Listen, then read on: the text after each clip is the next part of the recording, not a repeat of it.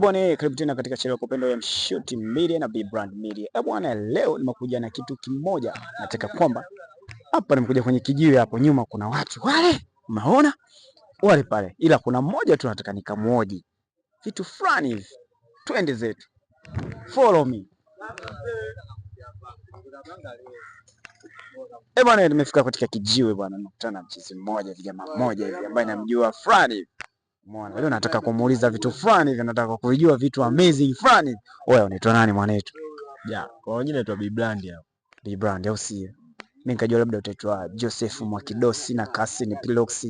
Hilo ndio jina lako la kuzaliwa au? Hamna, jina langu la kuzaliwa naitwa B Brand. Okay, sawa sawa. Bwana, kwa nini B Brand? Kwa sababu jina langu linaanza na B. Kwa hiyo nikawaza hoja napenda sana masuala ya brand. Unaelewa? Kwa hiyo nikaichukua ile brand nikaiongezea na B hapo nikaiwekea nukta. Unafanya shughuli gani? Ni boda boda, mkulima au mimi Mission Town? Mission Town. Ila kuna vitu vingine unavyofanya labda unaweza kuniambia, maana kama kuna mali fulani nilikuona hivi kama si ulikuwa unaimba kama si ama sikosei, labda hebu biashara TikTok au vipi? Huko mzee baba. Wewe ni content creator? Content creator. Kwa hiyo unafanya vitu gani huko kwenye masuala ya content creator? Kuna time huwa nafanya muziki, kuna time huwa yani naeta misemo kwa hadhira. Yaani unaimba yani? Kumbe mwanangu wewe mwimbaji. Mi TikToker. TikToker.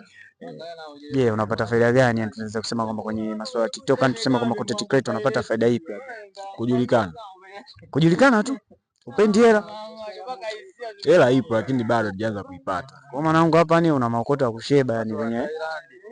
Hamna maokoto hatuna, lakini tunafanya sio si watu ambao hatuna pesa ya tunaishi kistar. Sawa. Kwa hiyo mwanangu kumbe ni star mkubwa kichizi. Hamna, sio mkubwa sana. Najulikana wana wanaojua TikTok nini. Je, malengo yako ni yapi labda tuseme?